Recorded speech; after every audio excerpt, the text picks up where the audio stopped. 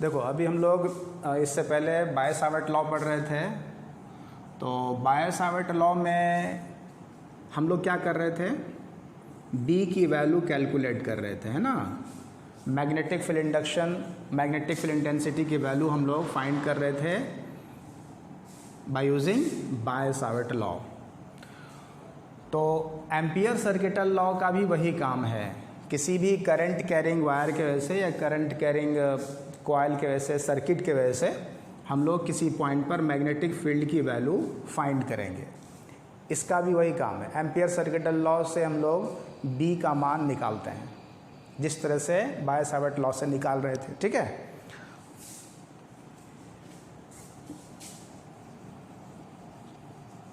Okay,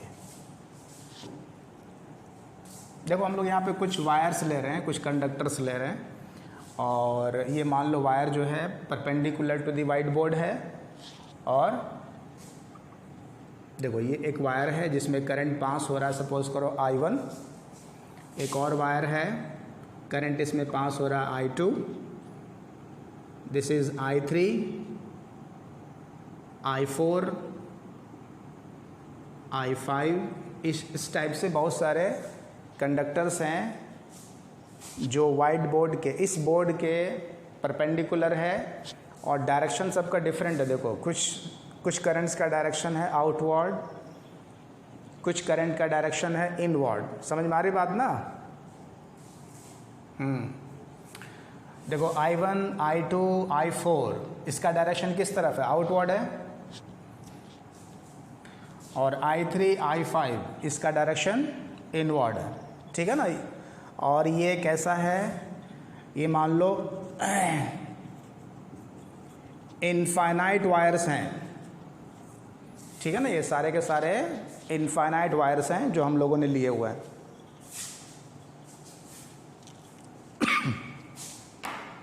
okay, अब देखिए इसी में हम लोग एक लूप ले रहे हैं। This is a loop, suppose loop दिख रहा है सबको, ये एक लूप है। लूप मतलब कोई सा भी क्लोज्ड पाथ। ये एक क्लोज्ड पाथ है जो हम लोगों ने लिया हुआ है, और इस क्लोज्ड पाथ के अंदर आप ध्यान से देखो तो कुछ करंट्स इसके अंदर हैं। देखो I1, I2, I3 ये इसके अंदर है ना, और I4 और I5 ये लूप के बाहर है। ओके, अब देखिए जो भी इनफाइनाइट वायर्स होगा जिसमें कि करंट फ्लो हो रहा है, this is current carrying. Current carrying कोई सा भी इनफाइनाइट वायर होगा तो उसके आसपास मैग्नेटिक फील्ड तो जनरेट होता है ना। हर करंट कैरिंग वायर के आसपास मैग्नेटिक फील्ड होता है। तो यहाँ पर बहुत सारे करंट कैरिंग वायर्स हैं, तो इसके वजह से बहुत सारा मतलब मैग्नेटिक फील्ड होगा। डिफरेंट पॉइंट पर मैग्नेटिक फील्ड होगा। जैसे इस पॉइंट पर अगर मैग्नेटिक फील्ड लिया जाए तो इन सब की वजह से जो मैग्नेटिक फील्ड नेट होगा, यहाँ पे कुछ होगा, अलग अलग जगह पर मैग्नेटिक फील्ड की वैल्यू अलग अलग होगी, ठीक है। तो वो कैसे हम लोग फाइंड करेंगे तो हम लोग क्या करते हैं कि ये जो लूप हम लोगों ने लिया हुआ है, this is a closed loop, ठीक है। ये क्लोज्ड लूप है या क्लोज्ड पाथ है। इस पाथ पर किसी पर्टिकुलर पॉइंट पर, यहाँ पे जैसे मान लेते हैं ये कोई पॉइंट है जहाँ पर मैग्नेटिक फील्ड है, मान लो B, ठीक है। इस लूप के को टच करता हुआ, देखो ये लूप को टच कर रहा है, ये पॉइंट जो है लूप को टच कर रहा है। यहाँ पर मैग्नेटिक फील्ड की वैल्यू है B, और इसका कोई डायरेक्शन भी होगा, ठीक है। मैग्नेटिक फील्ड का डायरेक्शन लूप के डायरेक्शन को ही डिफाइन करेगा। तो यहाँ पर मान लेते हैं लूप जो है, लूप का डायरेक्शन कुछ इस टाइप से है, ठीक है। तो इस जगह पर मैग्नेटिक फील्ड का डायरेक्शन वही होगा जो यहाँ पे टेंजेंट खींचा जाएगा, है ना। इस जगह पे जो टेंजेंट हम लोग डालेंगे वो क्या हो जाएगा, मैग्नेटिक फील्ड का डायरेक्शन। ये मैग्नेटिक फील्ड का डायरेक्शन है इस पर्टिकुलर पॉइंट पर, ओके।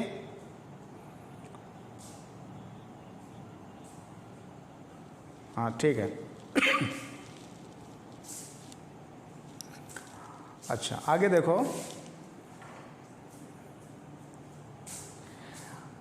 अब इस लूप पर कहीं पे भी एक स्मॉल एलिमेंट लेंगे हम लोग। क्या लेंगे? एक स्मॉल एलिमेंट। स्मॉल एलिमेंट जिसको डीएल कहेंगे, इसी लूप पर लेना है स्मॉल एलिमेंट। तो कहाँ पर लेंगे? जहाँ पर आपने मैग्नेटिक फील्ड चूज किया है उसी जगह पर एक स्मॉल एलिमेंट ले रहे हैं। This is a small element.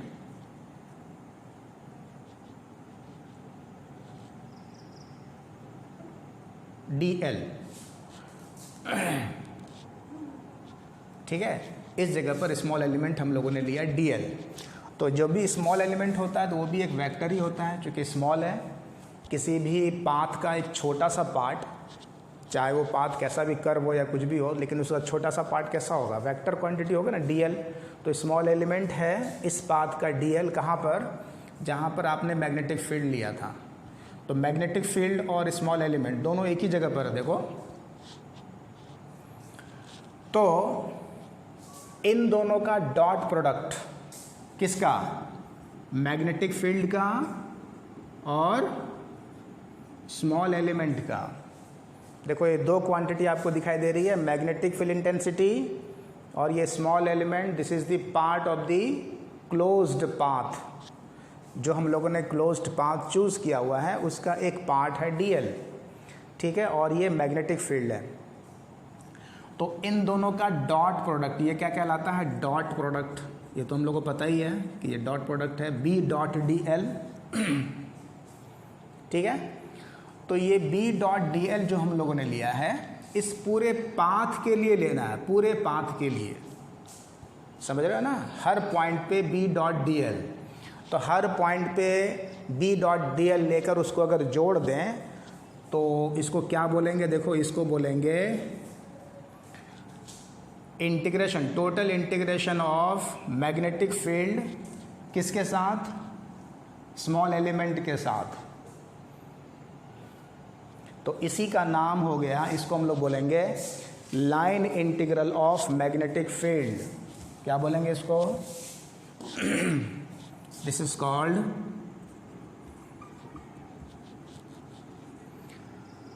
Line integral of magnetic field और किसके along? Along the closed path. ये जो पाथ हम लोगों ने लिया हुआ है उसके अलोंग। तो लिखेंगे अलोंग द क्लोज्ड पाथ और closed loop. So this quantity is called line integral of magnetic field along the closed path.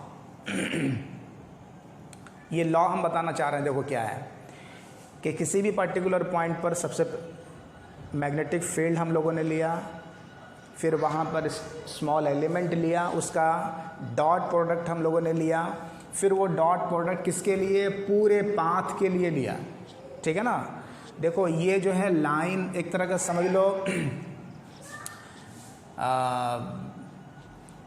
यानी कि ये एक धागा है, धागा से हम लोगों ने इसको घेरा हुआ है। इस तरह से इसको फील करो, समझ गए ना? ये लाइन है, ये कर्व लाइन है यहाँ पे, तो ये पूरा लाइन है यहाँ पे जो इसको कवर कर रहा है।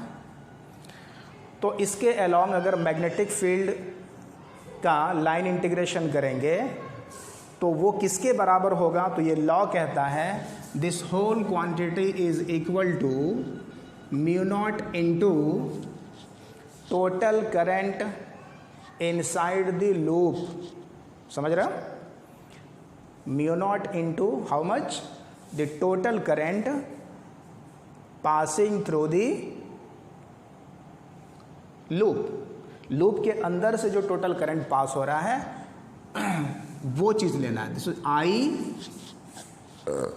कौन सा है? देखो I1 है, I2 है, I3 तीनों है ना। तो हम लोग यहाँ पर इसको डिफाइन करने के लिए लिख रहे हैं आई इन फॉर इनसाइड, यानी mu naught times the total current inside the loop. Mu naught को तो सब लोग जान ही रहे हो। What is this mu naught? Mu naught is called the permeability of free space. है ना।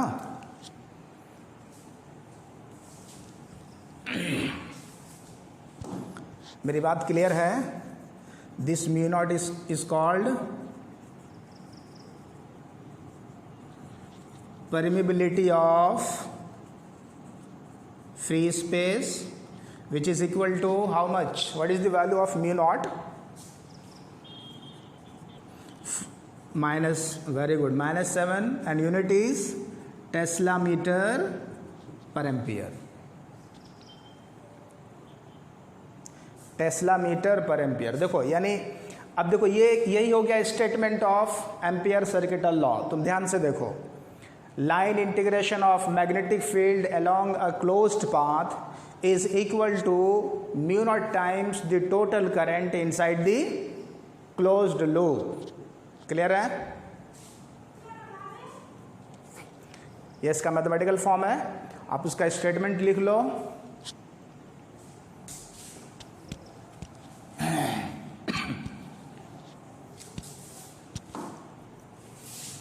स्टेटमेंट आप लोग लिख लो,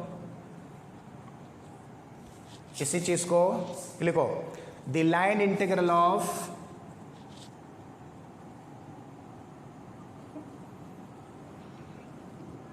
integral of magnetic field along a closed path is equal to mu naught times the total current inside the closed loop। देखो आई इन, इसीलिए हम लोग इसको यहाँ पे सिंबल दिया हुआ है। आई इन का मतलब inside. Okay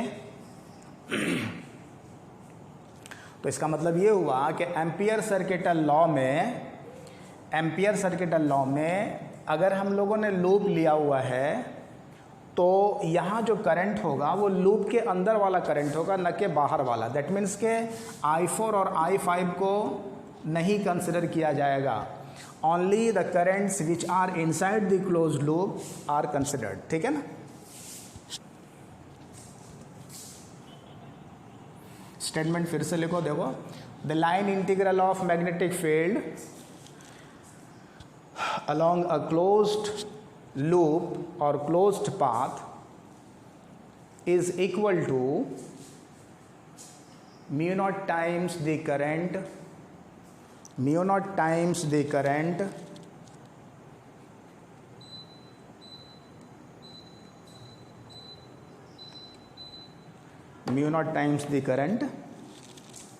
enclosed by the loop।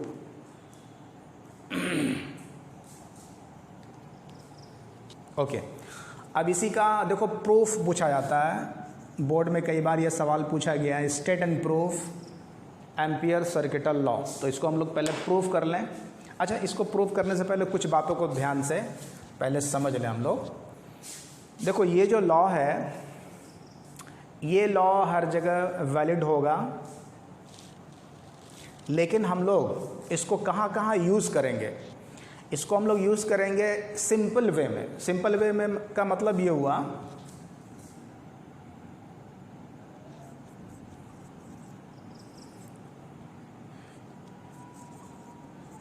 We use this law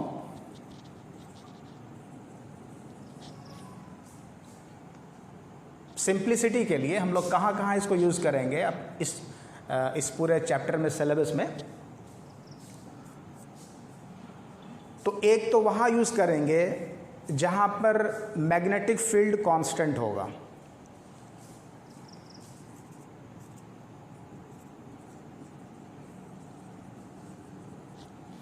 when magnetic field is constant. Constant का मतलब समझ गया? देखो तुम ध्यान से देखो, अगर मैग्नेटिक फील्ड कांस्टेंट होगा तो इंटीग्रेशन के बाहर आ जाएगा ना बी।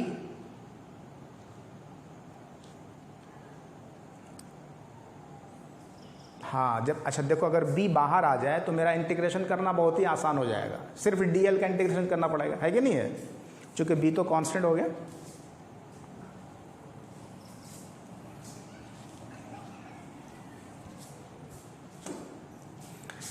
दूसरा कहाँ यूज़ करेंगे मैग्नेटिक फील्ड? मतलब एम्पियर सर्किटल लॉ, जहाँ पर मैग्नेटिक फील्ड और ये जो एलिमेंट है ये क्या हो, आपस में एक ही डायरेक्शन में हो या अपोजिट डायरेक्शन में हो या परपेंडिकुलर हो। देखो कहाँ कहाँ यूज़ करेंगे, जब थीटा बराबर क्या हो 0 डिग्री, वहाँ यूज़ करेंगे थीटा 0 डिग्री, समझ, हाँ वेरी गुड। और कहाँ यूज़ करेंगे, जब 180 डिग्री होगा वहाँ यूज़ कर लेंगे, और जहाँ 90 डिग्री होगा वहाँ यूज़ कर लेंगे। तो ये 3 फंडामेंटल केस है, वहाँ पे हम लोग यूज़ करेंगे। और तीनों ही केस, जरा सा ऑडियो ऑफ करो अपना। तो इन तीनों केसेस में देखो, अगर हम लोग यूज़ करें B डॉट DL तो इसका रिजल्ट बहुत ही सिंपल आएगा। देखो एक तो कांस्टेंट B हो गया, ऊपर से थीटा 0 हो गया, तो सॉल्यूशन इजी हो गया ना। 180 हो जाए तो भी सॉल्यूशन इजी हो जाएगा, और 90 डिग्री हो जाए तब तो B डॉट DL इज 0 हो जाएगा, ये पूरा क्वांटिटी 0 हो जाएगा अगर थीटा 90 हो जाए तो। मेरी बात समझ में आ रही है?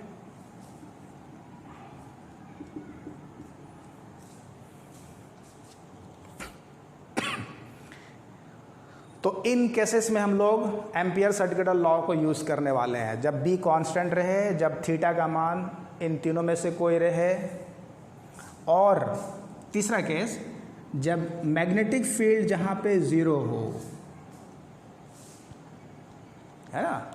जहाँ पे मैग्नेटिक फील्ड मतलब ऐसा एरिया जहाँ पे फील्ड की वैल्यू 0 है, तो वहाँ पर अगर B 0 हो जाए तो ये पूरी क्वांटिटी फिर से 0 हो जाएगी। तो इस तरह के केसेस को हम लोग डील करेंगे इस पूरे चैप्टर में। ये बिल्कुल उसी तरह से है, अगर आप ध्यान दो, इलेक्ट्रोस्टैटिक में जो हम लोगों ने पढ़ा था गॉस लॉ, याद करो गॉस लॉ क्या था? गॉस लॉ क्या था, किसी को याद है?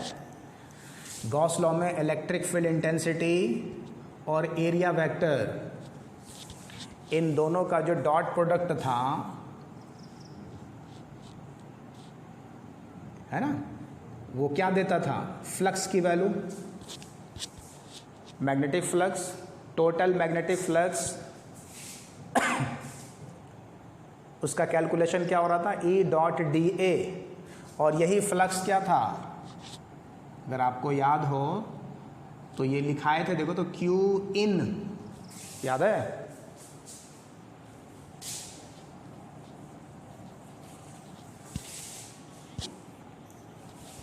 हाँ, 1/ε0 इंटू Q in, इन मतलब इनसाइड, ये वहाँ पर ये एरिया था, ये यहाँ पर लाइन इंटीग्रल, ये मतलब यहाँ पर ये जो है ना, इसको क्या बोला जाए, ये सरफेस था, सरफेस से होकर जो फ्लक्स गुजर रहा था उसके बारे में यहाँ बात हो रही थी। और यहाँ पर ये फ्लक्स, इलेक्ट्रिक फ्लक्स नहीं पढ़े थे इलेक्ट्रोस्टैटिक में?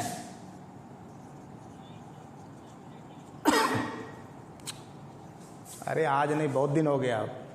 इलेक्ट्रिक फ्लक्स जब पढ़ाए थे वहाँ इलेक्ट्रोस्टैटिक चैप्टर में, तो ये चीज़ वहाँ पे थी, बिल्कुल उसी का ये मिलता जुलता एक तरह से कॉम्बिनेशन है। देखो ये इलेक्ट्रोस्टैटिक में, ये मैग्नेटिज्म में, ये दोनों चीज़ें की है।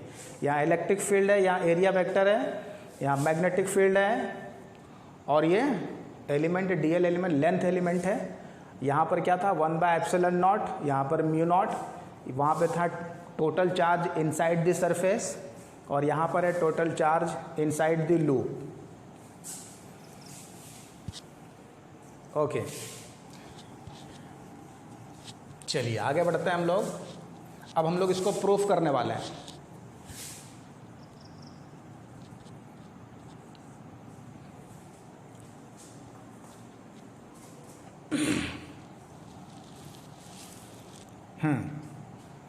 इसको प्रूफ करने के लिए क्या करेंगे?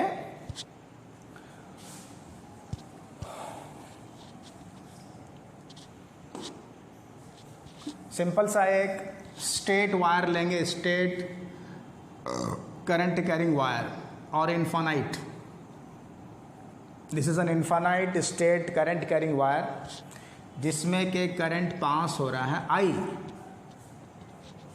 ठीक है, तो थोड़ा लिख लो, let us consider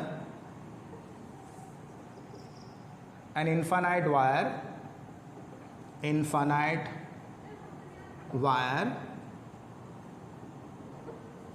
carrying current I। मान लो इसमें करंट I पास हो रहा है, तो इसके अगल बगल मैग्नेटिक फील्ड बनेगा ही, और इससे जो मैग्नेटिक फील्ड लाइंस डेवलप होता है वो कैसा होता है, बताया गया था और स्टड एक्सपेरिमेंट में भी दिखलाया गया था, सर्कुलर रिंग टाइप से होता है, कॉन्सेंट्रिक रिंग्स।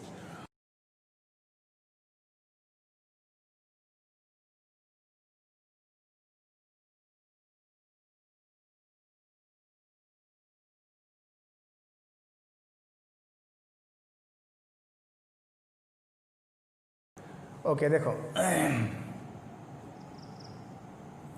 अब देखो यहाँ पे इस करंट कैरिंग वायर के बगल में कहीं पे भी एक पॉइंट ले लिया, मान लो ये पॉइंट P है जो वायर से R डिस्टेंस पे है, और ये डिस्टेंस कैसा है, perpendicular. Let P be any point at a video नहीं आ रहा है, 1 मिनट।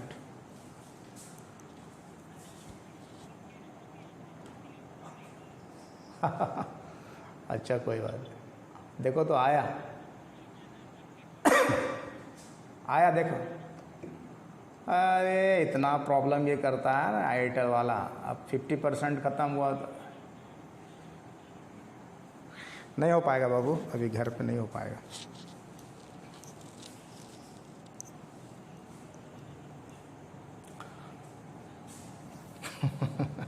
ठीक,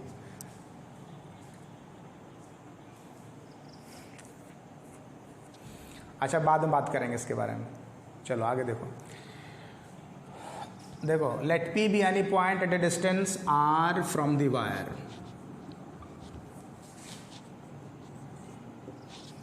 सपोज करो कि इस वायर से R डिस्टेंस पे कोई पॉइंट P है, ठीक है ना।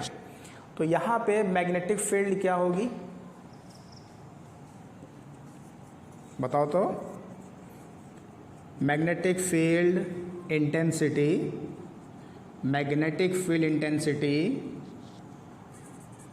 Eight P।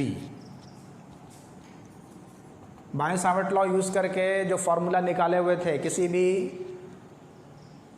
इनफाइनाइट वायर की वजह से, कितना आया था,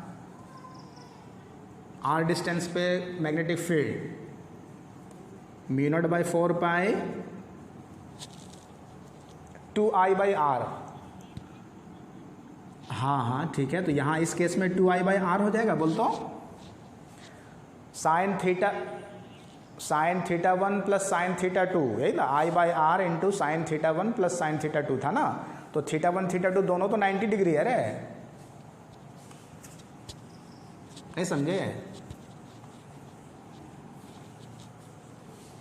देखो फिर से हम बता रहे हैं, जैसे मैग्नेटिक फील्ड इंटेंसिटी किसी भी फिक्स्ड वायर के लिए जो फॉर्मूला था वो क्या था, μ0/4π I/R sine theta 1 plus sine theta 2। तो in case of infinite wire के केस में क्या हो जाएगा, ये यहाँ से इसको तुम जोड़ोगे तो ये तो 90 डिग्री, ये तो पैरेलल हो जाएगा दोनों लाइन, यहाँ भी 90 यहाँ भी 90, याद आ रहा है ना। ये थीटा 1 भी 90 डिग्री और थीटा 2 भी क्या है, 90 डिग्री। तो साइन 91 साइन 91, 1 + 1 2 हो गया। समझ में आ गया फॉर्मूला।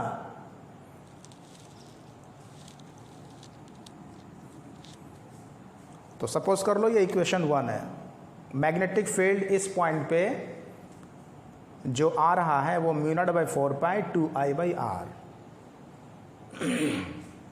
ठीक है। अब क्या करना है, now we take a circular loop.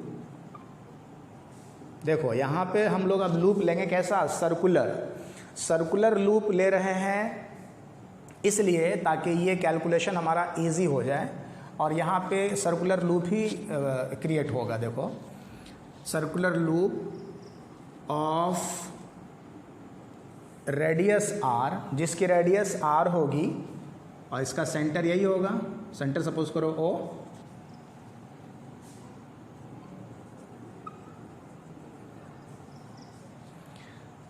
now we take a circular loop of radius r with center o,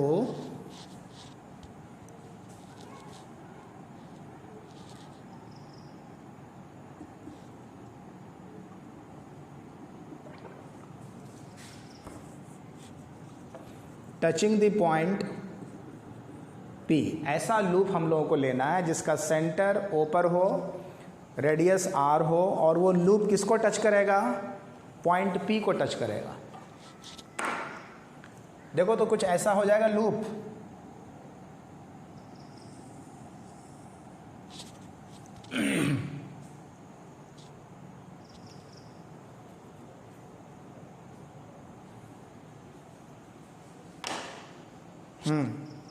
okay good.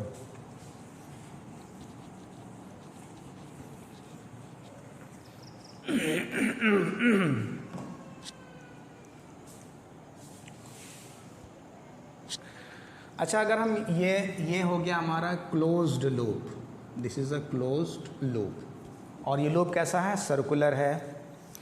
Point P पर मैग्नेटिक फील्ड इंटेंसिटी यानी B का डायरेक्शन किधर होगा, कोई बता सकते हो? Right hand thumb rule, right hand thumb rule अगर हम लोग यूज़ करें तो अंगूठा का डायरेक्शन क्या होता है? करंट का डायरेक्शन। तो करंट के डायरेक्शन में थंब को ले जाओ, और ये कर्ल फिंगर्स क्या बताता है? This provides the direction of magnetic field lines, है ना? हाँ, तो मैग्नेटिक फील्ड का जो डायरेक्शन होगा यहाँ इस वाले केस में कुछ इस टाइप से होगा, देख तो रहे।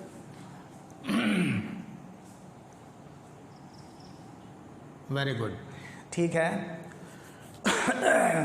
तो मैग्नेटिक फील्ड यानी कि B का डायरेक्शन पॉइंट P पर अगर हम लोग लें तो क्या करना पड़ेगा? वहां पे टेंजेंट खींचना पड़ेगा। ये टेंजेंट हम लोग ऐसा ले सकते हैं, देख तो, this is the direction of magnetic field,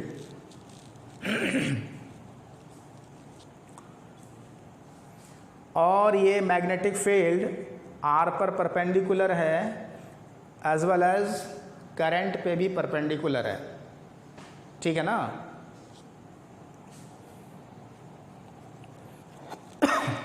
थोड़ा सा इसका ऐसा करते हैं, इसका टॉप व्यू हम लोग देखते हैं जरा सा, इसका टॉप व्यू ऊपर से देखते हैं इसको, ठीक है ना? इसको ऊपर से देख रहे हैं, सपोज करो अगर हम लोग इसको यहाँ से देखें, दिस इज द आई, हम लोग यहाँ ऊपर से देखते हैं इसको, ये फिगर हम बना रहे हैं यहाँ पे, ठीक है?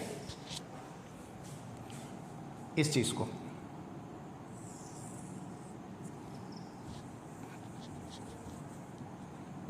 ऊपर से पूरा इस तरह से सर्कल दिखेगा कंप्लीट, और ये क्या चीज़ है? This is the direction of current. Current का डायरेक्शन अंदर के तरफ है, तो अंदर के तरफ है तो इसको क्रॉस कर देते हैं, ये है करंट। देखो ध्यान से, करंट का डायरेक्शन अंदर के तरफ, और ये मैग्नेटिक फील्ड, समझ में आ रहा है?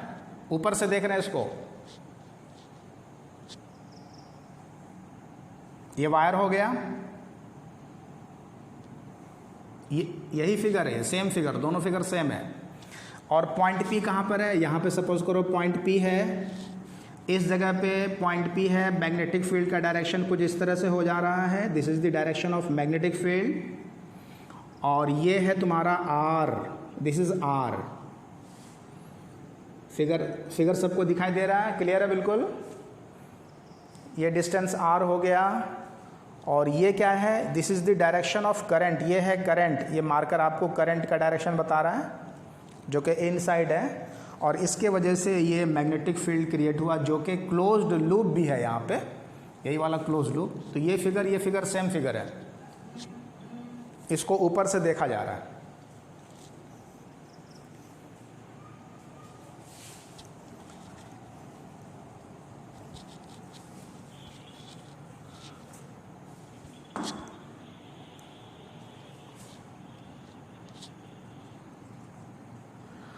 देखो अब हम लोग क्या करेंगे, इस लूप में एक स्मॉल थोड़ा अपना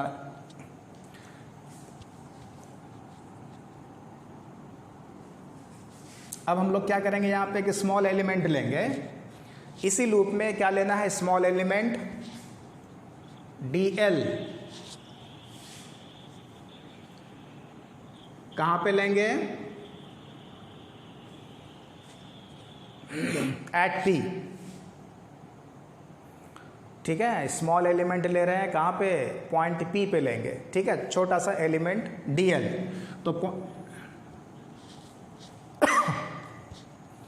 तो यहाँ पे स्मॉल एलिमेंट अगर हम लोग ले लें, इस तरह से दिखेगा, देख तो ये हो गया small element, this is dl। कहाँ पर ले रहे हैं, पॉइंट p पर, लूप के इस वाले पार्ट पर, यहाँ पर जहाँ पे पॉइंट p है, जहाँ पे हम लोगों ने मैग्नेटिक फील्ड निकाला है, वहीं पर dl लिया।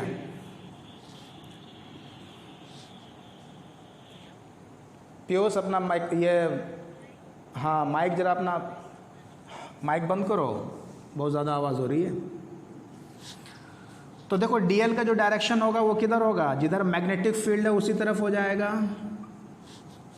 dl जो है वो एक वेक्टर क्वांटिटी है, चूँकि स्मॉल पार्ट है तो इसका भी डायरेक्शन किधर होगा, जिधर मैग्नेटिक फील्ड है उसी तरफ। यहाँ इस वाले केस में मैग्नेटिक फील्ड और dl दोनों सेम डायरेक्शन में है, थीटा 0 डिग्री, देखो है कि नहीं है।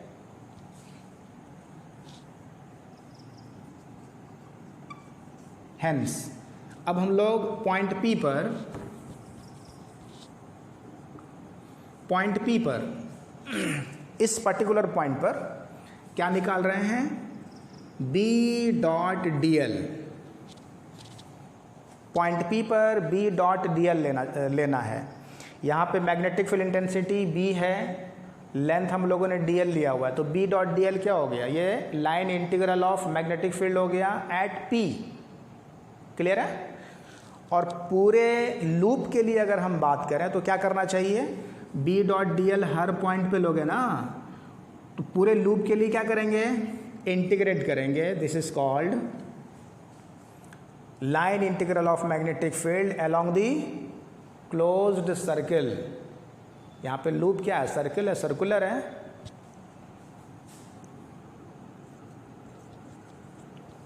या ये सर्किल, इस सर्किल के अलोंग मैग्नेटिक फील्ड का लाइन इंटीग्रेशन इसको कहा जाएगा। अब इसको कैलकुलेट करो।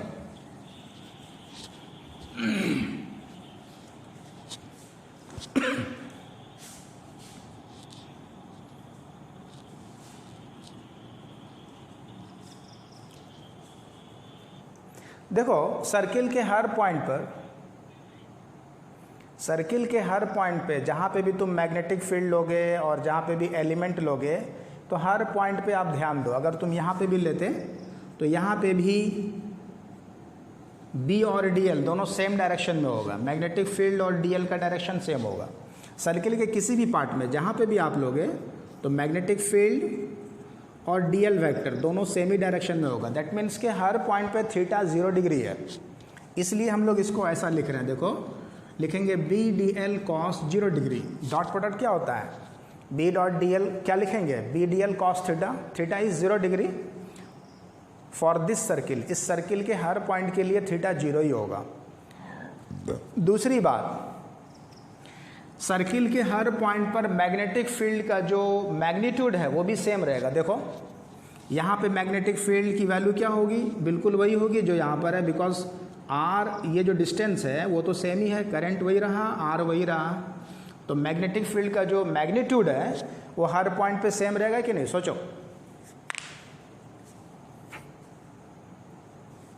तो हर पॉइंट पर अगर सेम है, अगर हर पॉइंट पे सेम है, इसका मतलब B इज कांस्टेंट, तो B तो कांस्टेंट हो गया ना यहाँ के लिए। देखो तो B कांस्टेंट है इस वाले केस में। तो अगर B कांस्टेंट है तो B को इंटीग्रेशन के बाहर कर सकते हो ना, तो ये बाहर कर दिया। अंदर में क्या रहा, सिर्फ dl को इंटीग्रेट करें। dl को इंटीग्रेट करना है तो सिंपल बताओ, dl का integration of dl is l, है ना। मतलब डीएल डीएल डीएल तुम टोटल जोड़ोगे तो ये क्या हो जाएगा, length of the closed path. ये वैल्यू देगा किसका, length of the closed path. तो length of the closed path कितना है यहाँ पे बताओ तो।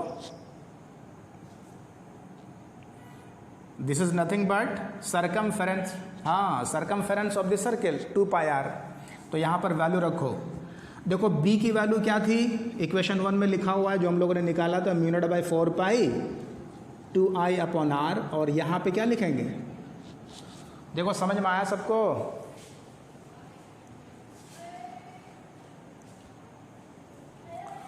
ये हो गया b का मान into integration of dl is 2πr। Solve करो कितना आया देखो, μ0I। तो क्या ये थ्योरम प्रूफ हुआ, देखो तो ध्यान से।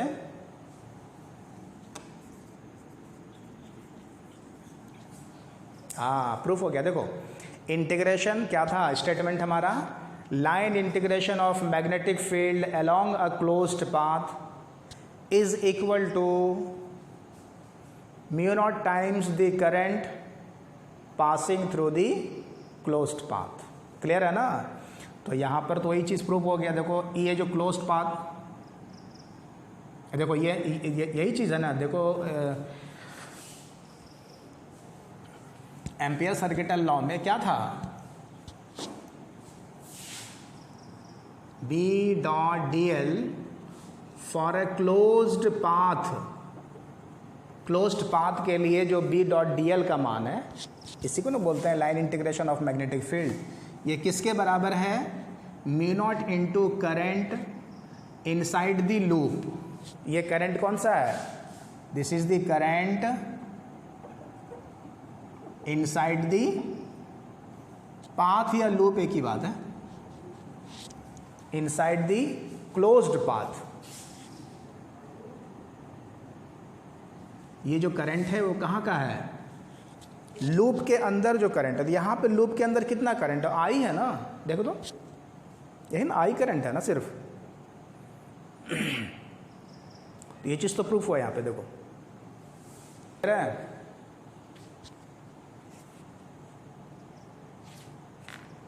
किन्हीं को कोई डाउट है? हाँ देखो ये किसी भी क्लोज्ड पाथ के लिए वैलिड है।